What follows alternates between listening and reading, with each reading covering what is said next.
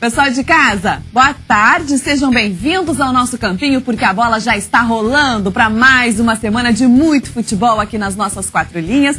E você aí já sabe, né? É nosso titular absoluto.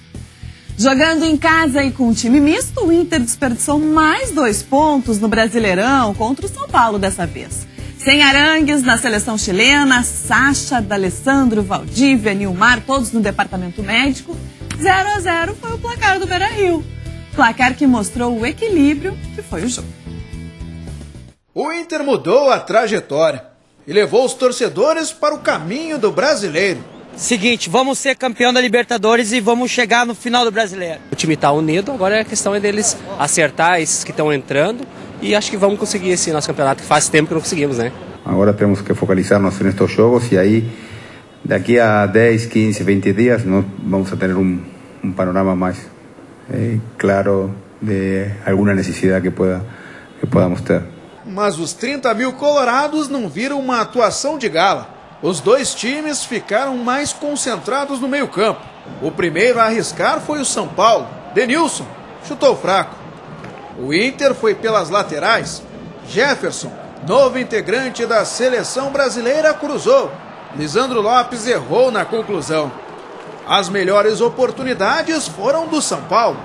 Contra-ataque, Pato recebeu e chutou forte. Alisson espalmou para frente. Na sequência, afastou a zaga. Depois, no rebote do escanteio, Pato colocou na área e Luiz Fabiano acertou uma bela cabeçada no travessão. A gente errou bastante, então a gente errou muito passe, não conseguiu finalizar. Não dá para botar culpa na arbitragem. E começou com o Vitinho. Ele se livrou da marcação, mas pegou mal na bola. O volante Rodrigo Dourado também arriscou. Pelo alto, a tabela de Alan Costa com Lisandro Lopes parou no Rogério Ceni. O São Paulo arriscou pouco. Thiago tentou, mas a bola passou longe. E o jogo não saiu do 0-0. Infelizmente não fizemos gol, acho que a equipe está de parabéns, defendemos. São Paulo saiu no contra-ataque, todo mundo sabe que São Paulo tem uma equipe de qualidade e o empate também não é ruim. Queríamos ganhar, né, porque era um jogo dentro de casa. Mas temos que exaltar o adversário, que foi uma grande partida, e tentar buscar esses 3 pontos perdidos aqui. Tempo para lamentar não tem muito. Contra o Palmeiras, fora de casa, vai ter que recuperar os pontos deixados no Beira-Rio. Assim, o torcedor vai poder caminhar tranquilo até a parte de cima da tabela. Ricardo Vidarte, tudo bem? Débora? Aproveitou o fim de semana? Boa tarde. Boa tudo tarde. bem, os telespectadores também. Vidarte, brincando, o Inter já desperdiçou 7 pontos em 4 rodadas. Preocupa ou não? Ainda é cedo. Futebol gaúcho está preocupando nesse aspecto, né? Mas ainda está no início, eu tenho a impressão que, até porque alguns clubes que estão lá na frente, Atlético Paranaense, Goiás, outros aí, os 4 primeiros colocados, se eu não estou equivocado, são times que a gente sabe que não vão ganhar a competição, Débora. Essa que é a esperança, com exceção do Atlético Mineiro, que está ali também entre os primeiros colocados, não é um dos líderes, mas está lá na ponta de cima da tabela de classificação. Esse time sim tem tradição e pode conquistar o título. Os outros a gente sabe que vão ter um decréscimo aí, né, de rendimento. E aí está a esperança de Grêmio, de Internacional e daqueles que estão atrás, né? Tem o Cruzeiro, que é o bicampeão, que é um dos lanternas, né, que está lá na zona de rebaixamento. Então acho que tem muita coisa para rolar ainda, né? Não dá para se afobar. Ontem. Perdeu para o Argel ontem. Perdeu para o Figueirense. Quer dizer, a gente sabe que o Cruzeiro deve reagir, a tendência é que reage. Eu até trouxe uma informação do Adilson, porque o Adilson já recebeu ligações, já foi assediado, e se realmente for confirmada a saída do Marcelo Oliveira, o Adilson deve ser o técnico do Cruzeiro de Belo Horizonte. Eu falei a semana passada, estou só retificando agora, não acertou ainda, mas é uma boa possibilidade de até essa troca acontecer no Cruzeiro. Tu olhou esse jogo de ontem? Olhei. Porque a tabela não nos favoreceu, a gente que tem que acompanhar todas as partidas, né? Eu Os dois jogando ao mesmo tempo. Eu não fui no campo por causa disso, eu estava muito curioso para ver a estreia do Roger, mas estava muito curioso para ver também esse time. É um time reserva do Internacional, né? Acho que algumas conclusões a gente pode ter aí do Inter, né? Do Inter, já que eu prestei atenção nas 2 partidas, mas do Inter que eu estou falando agora, a gente pode ter a certeza que o Inter não tem 2 times, né? Tem muita gente já falando sobre isso, não tem 2 times. O Inter fica realmente muito refém de alguns jogadores como o Sacha, como o Valdívia, o próprio D'Alessandro. jogadores que dão arangues, que dão muito mais intensidade ao time do Colorado. Sem eles, o Inter se torna um time previsível. Agora, quero cumprimentar o Anderson, porque eu sou um crítico do Anderson, acho que tu também és. Ele é um jogador que está reagindo, né? Ele recebeu um sinal, né? Uma luz alta e tá... Sinal amarelo, né? Sinal amarelo. Antes do vermelho. E tá dando a resposta. Fez uma bela partida. Apesar do empate, ele foi o melhor em campo do Internacional. Tá mostrando evolução, tá mostrando crescimento, o Anderson. Agora, tu sabia que tu costuma dar uma cesteadinha de tarde, às vezes, dar uma dormidinha? Coisa de veinho, né? Veinho. Ah, não é só veinho, porque tu sabia que em meio à cesteada de sexta-feira à tarde, tava tirando uma sonequinha ele. O lateral Jefferson do Internacional foi surpreendido com uma ligação que mudaria a vida dele como profissional, né? Convocado por Dunga para substituir Marcelo nos amistosos do Brasil e na Copa América, o jogador que veio da base do Inter viu como prêmio o desempenho em apenas 16 jogos como profissional. O César Fabres conversou com o guri. Isso, Débora Evidade, está ao meu lado. O lateral agora da seleção brasileira, Jefferson, 17 jogos no profissional, o suficiente para chamar a atenção do Dunga. Conta detalhes, como você ficou sabendo dessa excelente notícia na carreira. Me pegou de surpresa, cara. Eu tava dormindo, me ligaram, Jorge Macedo me ligou. Nessa notícia até pensei que era brincadeira, né? Porque já tinha saído a convocação e eu não sabia que o Marcelo tinha machucado. Infelizmente ele se machucou e infelizmente o professor Dunga lembrou de mim. Agora é chegar lá e dar o meu melhor. Pois é, o dedo do técnico Diego Aguirre nessa convocação. Foi muito importante. Foi muito importante porque ele me lançou, passou bastante confiança, fazer meu trabalho e, consequentemente, tive uma boa sequência e, graças a Deus, fui convocado. Conta para aquele torcedor brasileiro, agora mudou o foco, agora é nacional. Quem é o Jefferson? As características, como parou no Internacional, porque você não é daqui de Porto Alegre, você não é gaúcho. Não, sou Jefferson, tenho 21 anos. Comecei no Vitória, na Bahia, e vim parar no Inter com 16 anos, 15 para 16 anos. Minhas qualidades é a marcação forte, intensa, e procuro chegar também na frente com bastante qualidade.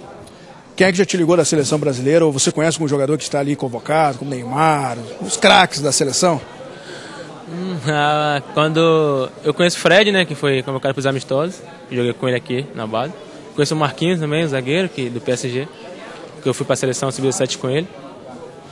Marcelo Grove, que eu joguei contra, acho que só isso. Sabe que aquele jogador que pela primeira vez veste a camisa da seleção brasileira tem aquele tradicional discurso na janta ou no almoço, se não me engano é na janta. Já parou para pensar no discurso? Até lá vou me preparar, mas aqui também foi assim. No primeiro jogo eu dei discurso. Pensei bastante na noite anterior. E fui bem. O cara falou que foi muito bem no meu discurso. E vou procurar concentrar lá também no meu discurso e fazer um papel. Então é melhor com as palavras ou com os cruzamentos? Acho que com os cruzamentos é melhor. Manda um recado para a Débora e para o Vidal, que estão lá no estúdio torcendo por você. Obrigado pela confiança, pela moral e vou dar o máximo para representar bem a camisa internacional. Boa sorte. Valeu. Volto com vocês no estúdio, Débora Evidarte, lateral Jefferson da seleção brasileira. Parceirista do César. Lateral da seleção brasileira, Vidarte. Eu quero saber, a gente agora vive nesse mundo aí de descobertas aí da FIFA, né? Muito já se falou desde sexta-feira para cá. Quantos nomes poderiam estar nessa lista do Dunga? Será que não é prematuro já elevar o Jefferson num nível tão alto? Ao mesmo tempo, ele merece essa oportunidade? Onde estava esse guri que o Inter durante 4 anos contou com o Fabrício e não apostou na meninada da base? São tantas questões em uma só, né? Estou sinucado, Débora, porque eu gosto do guri, eu acho que ele é... Eu sempre falei, até acho que cheguei a dizer aqui o termo, né? Ele é o tipo de um feijão com arroz bem temperado, Jefferson, como lateral esquerdo. Mas para a seleção, acho que é um pouco de precipitação do técnico do Internacional, da seleção brasileira, né? Do Dunga, acho que houve uma... Ainda mais em cima de todos esses escândalos que estão acontecendo aí envolvendo a FIFA. Eu acho que ele poderia ter parado um pouco, pensado sobre isso. A gente melhor do que o Jefferson. Não sei se melhor. O Jefferson pode me mostrar que é um baita jogador de futebol, até acho que ele é promissor. Mas para jogar uma Copa América tem gente mais preparada no momento, na minha opinião, né? E até a gente que jogou no Grêmio. Mas, o Vidarte é um gremistão, tá falando isso aí. O Alex Telles, para mim, é melhor preparado do que ele. Campeão lá no Galatasaray, né? Eu não sei até essa questão das idades aí também, de repente eu esteja cometendo alguma injustiça. Mas, tem 23 o Alex Telles. O Alexandro também, né? Do Porto também, eu acho que é um jogador mais preparado. O Wendel. O Wendel, do Bayern Leverkusen, não é isso?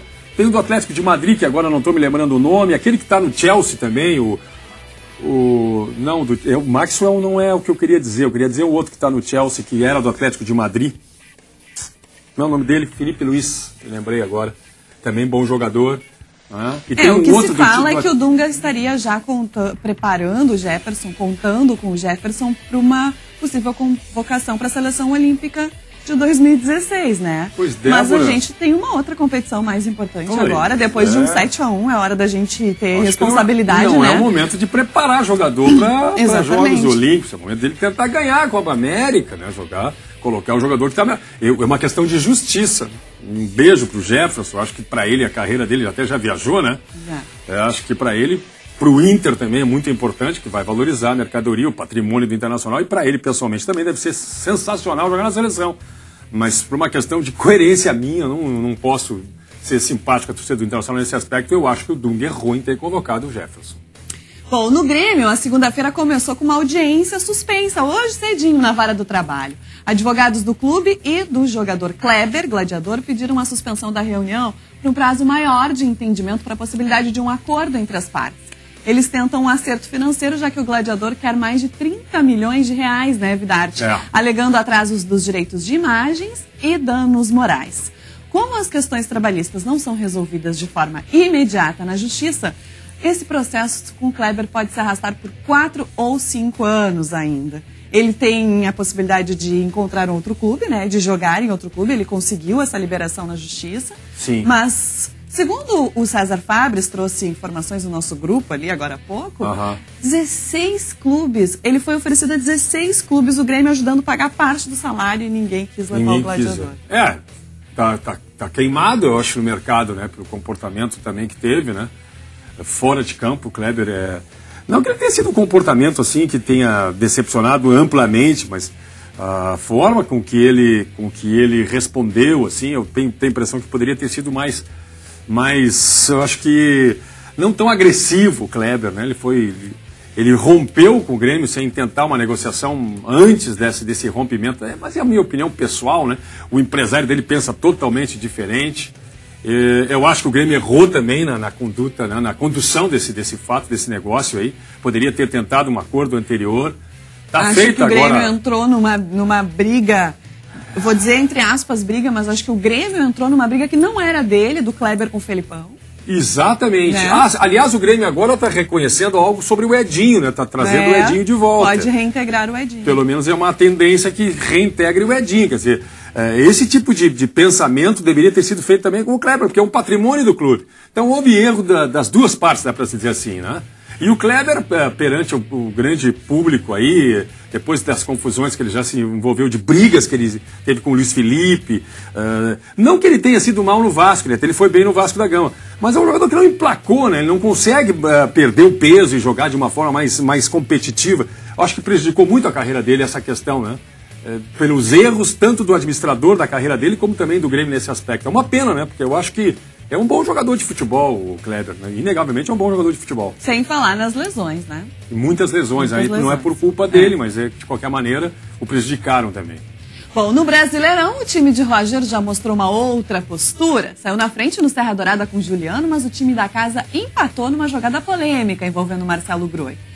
O Grêmio de Roger já pôde ser visto no Serra Dourada. A gente tem imagens aí para mostrar da partida para o pessoal de casa. Do jogo lá do Serra Dourada, com pouca gente, né? Olha a jogada do Galhardo aí, Débora, um jogador que... O Galhardo fez um milagre do fim de semana, hein? O gol do Juliano. Foi bem o Galhardo, foi muito bem nesse jogo o Galhardo. Jogou bem mesmo. E esse gol aí deu muita polêmica também, né? Tu achou que foi falta no Marcelo? Tu achou que foi? Eu achei que não foi. Também achei que não foi. Eu achei que o Marcelo que foi no jogador, no Wesley, né? E ele tava até de costas, que teve aqui no Cruzeiro, né? Esse é o gol do Juliano, né? Que teve grande atuação também, o Juliano. Acho que foi o melhor do Grêmio, o Juliano, né?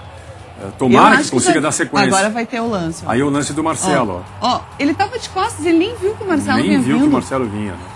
Aí o Marcelo fica revoltado, reclama e tal, e o gol de empate. Nesse momento o Grêmio tinha recuado muito. O Grêmio ofereceu durante uns 20 minutos do segundo tempo. O Grêmio no primeiro tempo deu as cartas, né, Débora? Jogou bem melhor. teve chance até de fazer mais de 1-0. Aí venceu o gol do primeiro tempo. Aí no segundo tempo o Goiás faz um 1-1 na mesma goleira em que o Juliano tinha feito. Então eu acho que aí nesse momento o Grêmio deu uma desconcentrada, que é o que acontecia com o Filipão. A escalação foi muito parecida com a do Filipão, a do Roger e do Filipão. Elas foram semelhantes. Foi convencional o Roger, não teve nenhuma... não tem muito o que inventar também. Pois é, não tem muitas alternativas. Então o que mudou no Grêmio foi justamente a concentração. O lado anímico do time do Grêmio mudou com o Roger. Acho que a postura, o comportamento dos jogadores, a vontade de estar sempre vencendo. Eu tinha falado isso aqui, acho que foi no teu programa na Rádio Grenal que eu falei semana passada, que a gente não sentia essa gana de vencer. E eu acho que ontem a gente já conseguiu perceber isso nos jogadores. Agora a Débora tem que ver se isso vai ter uma sequência, né? Se o Roger vai conseguir. Porque o Filipão também deu esse tipo de reanimada no ano passado, eu me lembro disso no Campeonato Brasileiro. Eu cheguei a apostar que o Grêmio passaria do Internacional, eu acabei errando, né? No Campeonato Brasileiro. O Grêmio ganhou de 4-1 do Internacional e teve uma decadência. Depois no Campeonato Gaúcho também o Grêmio deu uma erguida, parecia que ia emplacar e pum, perdeu de novo, começou a perder o rumo. Vamos ver se o Roger consegue, né? Porque a atuação do primeiro tempo, especialmente do primeiro tempo do Grêmio, foi animadora, Débora, na minha opinião. Foi superior, né? Agora esse gol aí, eu não me conformo também, o jogador deitado fazer o gol. Não tinha um jogador ali pra tirar essa bola. Ele deitado no chão conseguiu fazer gol. Teve coragem também, né? Porque se o zagueirão ali dá um chutão, pega na cabeça dele. Teve muita coragem o jogador do Goiás que fez esse gol de empate aí. Ô Vidarte, queria voltar um pouquinho também no jogo do Internacional e seguindo falando nessa partida do Grêmio. O que tu achou da escolha dos árbitros gaúchos para essas duas partidas? Porque foi uma polêmica no fim de semana, as torcidas, a maioria dos torcedores contra, né, essa decisão, parece que estava intimidando a postura dos árbitros, tanto do Daronco quanto do Voaden em campo, que caso acertassem ou favorecessem de alguma forma a favor da dupla Grenal, poderiam estar indicando que estavam favorecendo um clube do seu estado, né? O Grêmio reclamou muito do seu jogo, né, do árbitro do seu jogo, que foi o Daronco. Reclamou muito dele, o presidente do Grêmio, inclusive, com palavras ásperas. Eu acho assim, Débora, eu não vou nem analisar o mérito da qualidade da arbitragem do Daronco, a do Voaden aqui no Beira-Rio. O que eu quero te dizer é que quem acompanha o nosso programa aqui há tempos, eu tenho falado que por mim, nos Grenais, que são importantes, eu traria sempre um juiz de fora. Por que eu penso assim? Porque eu acho que o juiz de fora vem, apita o jogo, não pega o avião, vai embora, não fica sabendo de nada, não sofre qualquer tipo de pressão, Débora. Acho que isso é muito importante nas arbitragens. Senão a gente tem que rasgar, por exemplo, um critério da FIFA, da própria FIFA, que quando faz um Mundial, coloca árbitros de fora, né, árbitros que não dos países que estão se enfrentando. Né? Tu não vais ver um brasileiro apitando Brasil e Argentina, e nenhum argentino apitando o jogo Brasil e Argentina. A não ser que haja um acordo, assim, tipo aqueles dois amistosos que fazem às vezes aqueles torneios, mas em competições oficiais não se vê. Eliminatórios é sempre um árbitro de fora. Por quê? Justamente para não ter qualquer tipo de influência. E acho que, eu não sei o que a CBF quer fazer, não sei se tu sabe o que ela quer fazer. Eu não entendi o que a CBF quis fazer, se ela quis provar a isenção dos árbitros. Mas, gente, no mínimo, o mínimo que eles têm que ser é isentos. Eles escolheram essa profissão, eles colocando a prova é sinal que a gente pode chegar a cogitar, a duvidar. Eu, sinceramente, eu não ouvi qualquer palavra oficial da CBF. E qual o motivo que levou a fazer esse tipo de atitude aí? Eu não consigo entender. Até porque, se fosse uma questão de economia... o juiz daqui... Aí o Daronco não tinha viajado. Não tinha viajado até Goiás, né? Aliás, viajou junto com a delegação do Grêmio, tá sabendo? Não. Aí o Goiás enlouqueceu, foi no mesmo avião que o Grêmio. É complicado, né? Agora, daqui... Eu acho que expõe o árbitro. Agora, se tu bota um goiano apitar lá, no Serra Dourada, e um gaúcho aqui, aí, pô, questão de economia, né? Pra não ter pra diminuir o custo do campeonato. Até compreende, eu até compreenderia. Não, eu acho que expõe o profissional, o árbitro, porque ele tá ali, querendo ou não, numa sinuca de bico, né? Vamos combinar. Acho que expõe a entidade, porque virou uma reclamação geral, né? E a torcida fica naquela coisa de, ele não deu porque ele tá com medo de nos dar, de nos favorecer, e acharem que vão nos favorecer, né? Isso não existe. Colocar um árbitro para mostrar que realmente ele é isento... nos faz duvidar de que então não era antes. Agora estão querendo nos mostrar que eram. Né? Não pode ser árbitro, então. É pré-requisito.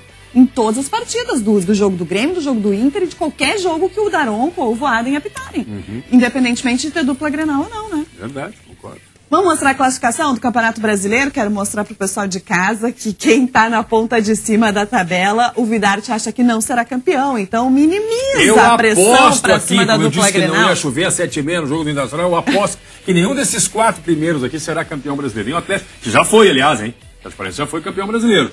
Atlético, Sport, Ponte Preta e Goiás. O Tito está liderando o Campeonato Brasileiro e liderando o time do Atlético Paranaense, hein? Eu acho que daqui não tem campeão. Isso favorece a Grêmio Internacional, que estão aí a 3 pontos desses aí, 4 pontos do Atlético, 3 do Sport, da Ponte Preta e do Goiás. Favorece, né? Porque 2 ou 3 vitórias aí consecutivas dão para a dupla Grenal a condição de já entrar na luta pelo título. E a sequência do Grêmio? Corinthians, São Paulo... Complicado, né? Tem uma curiosidade bacana que a gente vai abordar aí amanhã sobre esse enfrentamento do Grêmio contra o Corinthians envolvendo o técnico do Grêmio, Roger. E pro jogo de quinta contra o Palmeiras, queria saber como é que vai estar o coração do Danilo na quinta-feira. Inter e Palmeiras. Aliás, está... Que aqui no Rio Grande do Sul ele torce pro Inter. Ele está controlando minuto a minuto para ser papai, você está sabendo disso? Vai nascer Gabigol. Gabigol! É verdade. Gabriel tá vindo aí. E esse jogo... O Palmeiras ganhou do Corinthians ontem. Foi uma vitória, na minha opinião, no clássico lá.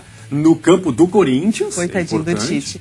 Sério, ele é muito querido, ele é muito educado, ele é um gentleman. O Adenor Bach. O Tite. Eu tava acompanhando a coletiva dele, pressionado de todos os lados e respirava fundo, postura e... E Debzinha, que eu chamo às vezes aqui fora do ar, o Tite, eu acho que eu vi precipitação de parte da nossa classe, viu? Começaram a pegar o Tite como parâmetro de tudo. O Tite, olha o que o Corinthians está fazendo, que o Corinthians elogiaram o Corinthians detonava o Diego Aguirre, tudo era o Corinthians que estava fazendo, era correto. E agora, não vejo essa turma dizer, o que essa turma está falando agora? Que o Corinthians era tudo de certo, tudo de bom. E, por exemplo, aqui no Diego Aguirre, Paulistão, Libertadores, tá Brasileirão. Intervalo que a Fernanda tá mandando. Já voltamos.